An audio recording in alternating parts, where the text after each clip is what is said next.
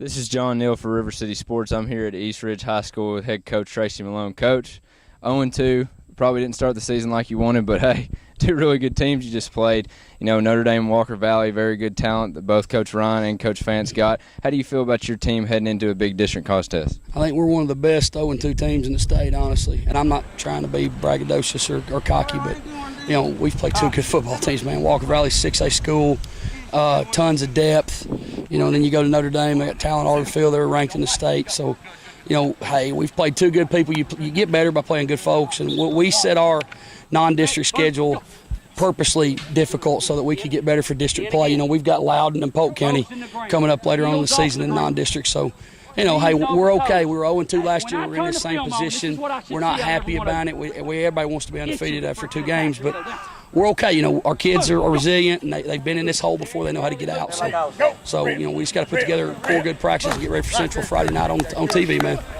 And talking about Central a little bit, you know, I talked to you this spring, and you said they always have athletes. You got to coach up them athletes. They're 2-0, played two pretty good teams. What do they bring that might be some concerns for y'all heading into this game? I think just their athleticism overall. They really run to the football well, defensively and. You know, offensively, they're sort of still finding their way a little bit, but they've got, you know, Isaiah Funk at tailback that can break it on you at any time. Scout Morgan at quarterback throws really good football. He throws great balls outside the hashes. One of the better ones around here that does that, I think. So they can big play to death on offense, but defensively, the thing that concerns me with us on offense against their defense is their ability to get us in second and long, third and long. You know, nobody's really built to get out of those, so. Hey, athletes everywhere, man, and I think we've got them too, so it should be a good game. And, Coach, a little bit of heat today. Yeah. It's only Monday. What else y'all going to have to do this week to get ready for that game Friday? You know, we'll be in full gear tomorrow. Mondays for us are shells days. You know, we did a lot of fundamental work. I think today we had 2 periods back-to-back where we wanted to see a little toughness, see a little resiliency out of them, and they responded and did a real good job with that. So tomorrow we'll come out here and be a heavy run game day, offense and defense, and we'll have some goal line periods and kind of get real physical. You know, you always worry about Tuesdays getting hurt. Then we'll come back Wednesday in shells and really cover a lot of situations and some things that we've not done a very good job on. Thursday's a good walkthrough and get ready to play. I mean, our kids, man, they'll be ready to play. And we've got a veteran football team, so I'm not real concerned about our preparation. You know, as a staff, you know, you always hope that you have a chance to win it in the end, and I think both games we've played, we've had a chance to win it in the fourth quarter. And you know, we just got to make some plays and tighten up a little bit defensively. I think we'll be all right.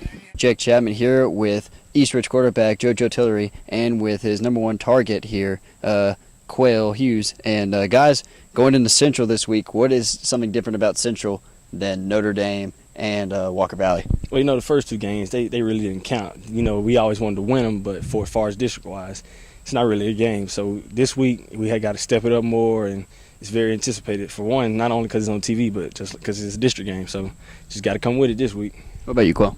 I just think we need to focus on more details and focus on like it's really starting this week with 0-0. You know, even though we lost 2 games, but to us it's a real district game. So you know, we coming out like the season is 0-0, and we need to focus on more details. I think we'll be all right. And JoJo, you have already 400 yards of offense in 2 games. But this Central defense, they're tough. They've played some good teams, and they've impressed a lot of people, especially with that front 7. They got some athletes out there. Coach Malone was saying they got some athletes. What's something that you and your offense are going to have to do against this Central team? Are you going to have to outsmart them, or are you just going to outman them, like be more physical? I mean, just like Quail said, just got to stay focused. I mean, we're already a physical team. We're not worried about the aggressive end, but just got to stay focused. When we stay focused, we can do what we got to do. And on the defensive side of the ball, you're the second leading tackler for this team. Now, Central, they like to run the ball a lot. They really do. They don't really throw them out, but they have the capability of doing that. So what's one thing you got to really pay attention to against Central? The most part, I think we just need to get lined up. If we get lined up, you know, we pretty equal in all the skill spots with Central. So I think, you know, if we get lined up, we'll be all right, you know, and read keys and play responsibility, and we'll be all right. I think so. JoJo, we all know JoJo can throw the ball. We all know JoJo can run the ball. But the guys he's thrown to, Vaughn, Hughes, and Moore, those 3 guys, they're such incredible athletes. But like we were saying, Central's defense, they're tough to get by. Do you think the running game of JoJo is going to be harder for them to stop? Or do you think these receivers, containing these receivers and not getting them the ball will be harder for Central?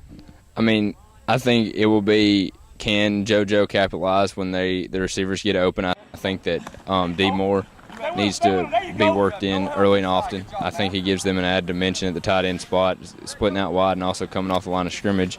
Marcoy Hughes has proved that he's a very good wide receiver the past 2 weeks. I also feel that Seth Vaughn has that extra burst that he can get behind any defender in their district, and he's been injured. He's been banged up a couple of weeks, and it'll be interesting to see how he looks coming out Friday. But also Daquan Milner is their little running back. I mean, he looks like a little C.J. Spiller out there.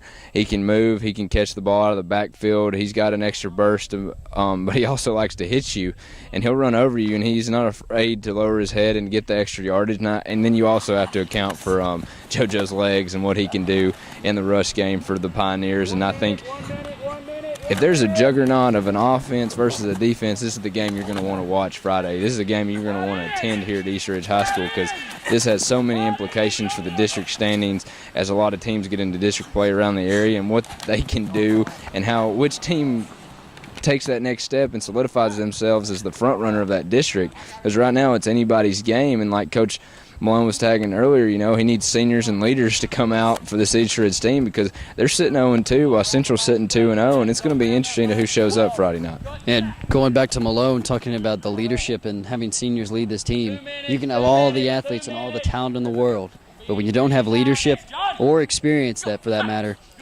it basically becomes useless. Now we go to the other side of the ball. We're talking about Central's defense. We're talking about East Ridge's offense. What about East Ridge's defense against Central's offense? What is something East Ridge going to have to worry about with Central, especially with a good running game, especially they run that power I and they run the ace formation? Well, I mean, Central's not going to surprise anybody. They'll get under center. They're going to hand the ball off, and they're going to try to pound it down your throat. They believe that they can control the clock, and once they can control the clock, if they maybe not get that first down or those initial couple of scores, they have a good defense to get the ball back for them.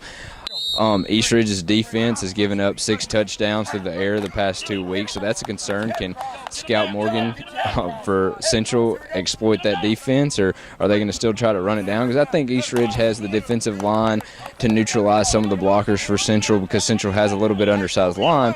And I also think that the linebackers are athletic enough for East Ridge to contend with a bigger running back and a smaller Isaiah Funk, the running back they have for Central, and what he brings to that offense for them. I mean, again, Central's offense can't get much going, and East Ridge defense has had, and they have played Walker Valley, and they've also played Notre Dame, very two good teams, and not taking anything away from Franklin County and Polk County, because they're very two good teams that Central's faced. So it's going to be interesting to see, can East Ridge defense, solidify, hey, we looked really good in the offseason, and we haven't went anywhere. We just played 2 really good opponents. And can Central finally get some momentum behind their offense? And they did score 24 points the other night. They did score 14 on Franklin County.